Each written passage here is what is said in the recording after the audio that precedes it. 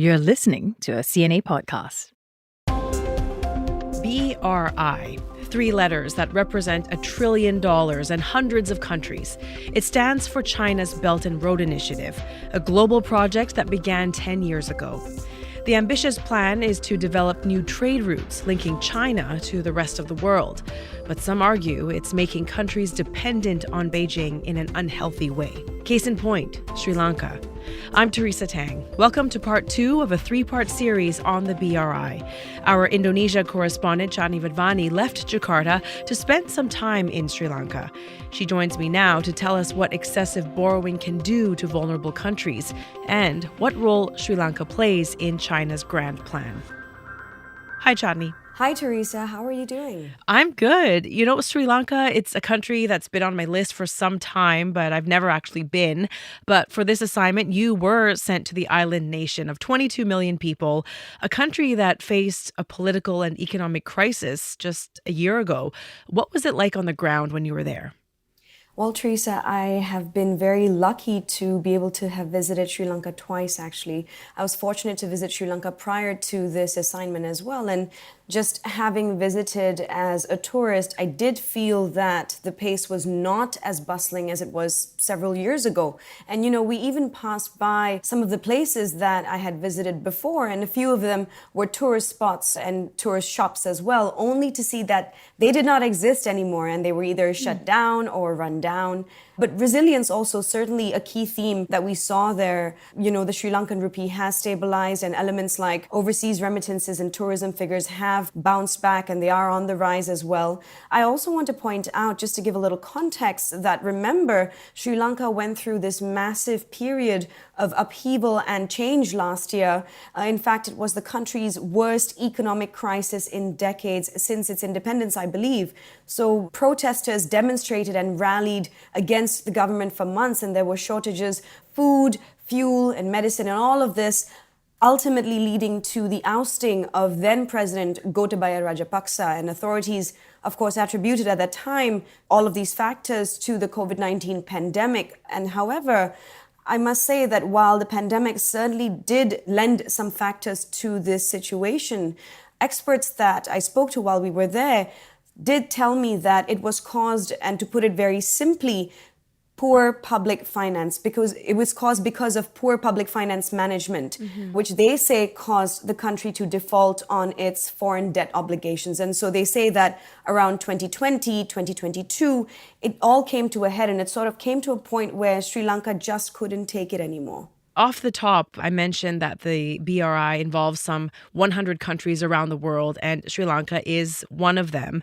How does it all tie in, though? Why is China so interested in this country?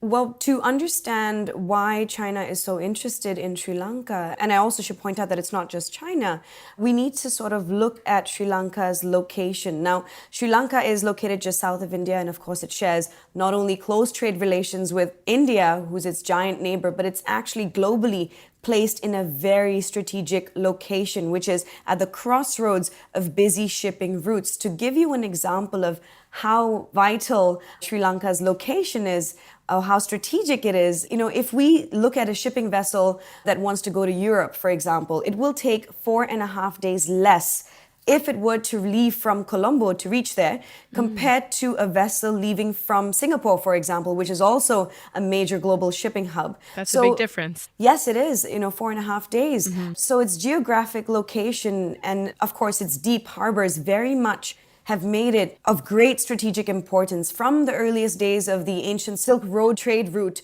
to today's maritime Silk Road as well. And this means that Sri Lanka connects China with Europe as well, as it lies in the middle of this Silk Route. And so Sri Lanka and China relations date back over many centuries. Relations were fostered at the time by thriving trade exchanges along this maritime Silk Route and far-reaching cooperation as well in culture and knowledge. And so large-scale Chinese investments have poured into the country over many years, from roads to ports and airports, as it has, of course, now emerged as a key sort of node in Beijing's Belt and Road Initiative. So the two countries have a very long history. When you were there, did you get a strong sense of Beijing's presence? And if you did, was it for better or for worse? How are locals taking to the Chinese? Well, Teresa, in the capital, Colombo itself, being aware of the history between both of them and sort of all of the ties that they share, you can certainly see large-scale infrastructure projects all over the city, in the capital. These are projects that are massive, both in terms of scale of investment as well as scale of the structure itself.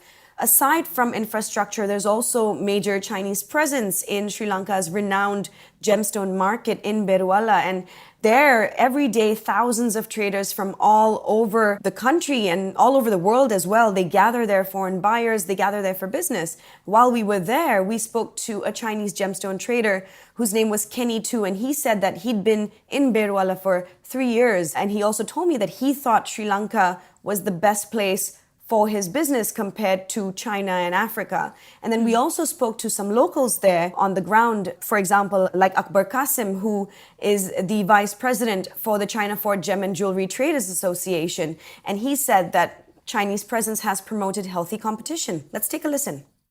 Biggest change is, to be frank, China. China's are coming it's like tourists are coming in here, dealers are coming like that. So it's good, it has helped us, it helped the people here, helped the market, helped the economy, It's good, every day. And if you had come 10 years ago, you wouldn't have seen all these buildings, Any conversation around China and Chinese money these days, Chandni, almost always touches on the issue of dependency. And some have called Sri Lanka the poster child for China's so-called debt trap diplomacy. Would you agree with that? Well, if we look at the investors in Sri Lanka today, China is the largest investor. Reports have said it has funding and investment of nearly $15 billion. And Sri Lanka, of course, as you mentioned, has definitely been the poster child for the so-called debt trap diplomacy as well. But as to whether it actually is a debt trap or not, we spoke to several experts while we were there, and to get to the root of this very specific question itself, and all of the people that we spoke to told me that it certainly isn't a debt trap of China's creation. Let's take a listen to Murtaza Jafarji, who is chairman of the Advocata Institute, to sort of place better context and sort of break it down better for us. And I have been in various government committees over the last 10 years, and I'm kind of closer to the facts that yes, China is the largest bilateral creditor. I believe that there's about 11 billion owed to bilateral creditors, of which a little bit above 5 billion is owed to China. But our debt issues, because out of our total debt, about 55% of it is domestic debt and the rest is external debt. So we have excessive amount of debt. You were in Colombo, but you also ventured out about 40 kilometers to the town of Negombo. Is there a different take on Chinese investment when you leave the city?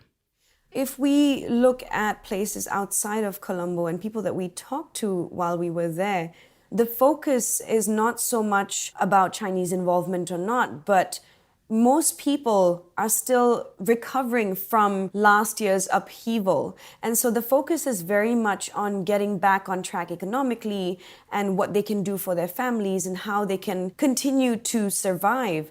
Locals we talk to say that while it's clear that Sri Lanka appears to be out of the woods and on its path to recovery, prices of goods are still very high. Incomes have not caught up. We spoke to a businessman who ran his own shop, Fazeen Muhammad, his name was, and he said that right now, people do not have money to spend for unnecessary things. So people are limiting their expenditure to only what is necessary, essential items. And so, for example, his business itself, he previously dealt in imitation jewelry and gold-plated jewelry. And right now, he's had to shift his focus from that business to selling other things, such as school supplies for children or toys, plastic toys, in fact. And he sort of had to adapt to the current situation he is in now. And we also know from data that rising costs have also pushed more people into poverty. According to the World Bank, Sri Lanka's poverty rate has almost doubled from 13.1% in 2021 to nearly 25% last year. And that's an addition of 2.5 million poor people. So we also know, according to this data, that it could jump to 27.4% this year. Wow. All right, don't go anywhere. More with Chandni Vatvani coming up. After this, she's going to tell us what it was like at the emptiest airport in the world. Yeah, can you imagine being the only person at an airport? Stay with us. Are you looking for ways to make your money work harder? Tips on saving, investing, or retiring early, perhaps? Or advice on big-ticket decisions like buying a house or owning a car? I'm Andrea Heng, host of CNA's top personal finance podcast, Money Talks, and these are some of the things we find out for you. Each week, I get a guest to share personal stories and answer burning questions that help you make sense of the latest financial trends.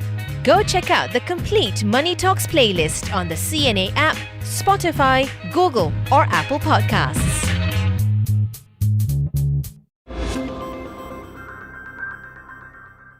Welcome back. Chandni, you visited bustling markets and also another place that you would expect to be busy, but it actually wasn't.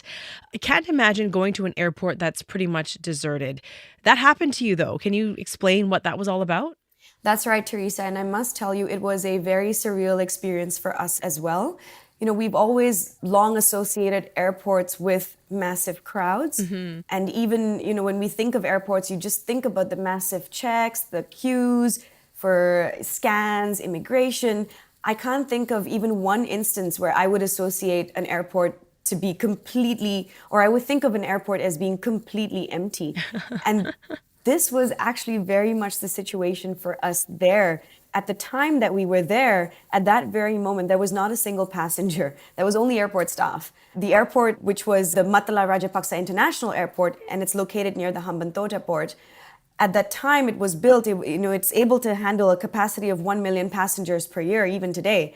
But from December 2022 until July 2023, the airport handled just a little over 67,000 passengers. Oh my gosh. Yes, we were able to walk through, again, the gates.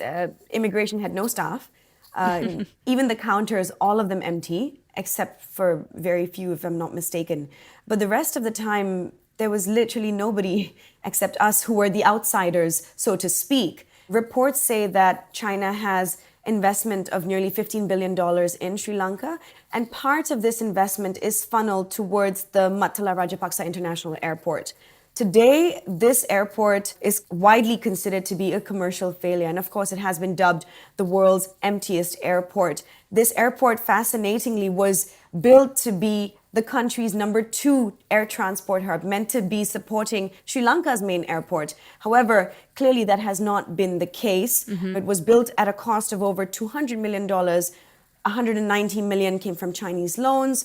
And the airport began its international services in 2013, but then it was stopped just 5 years later in 2018 due to low demand.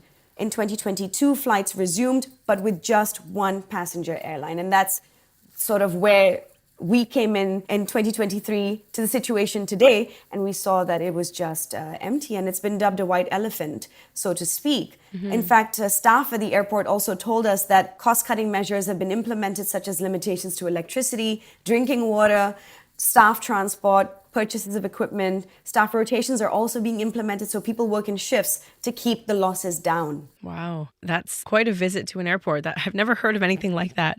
I want to talk about another of Sri Lanka's white elephants. It's called the Lotus Tower, built for an estimated $113 million US.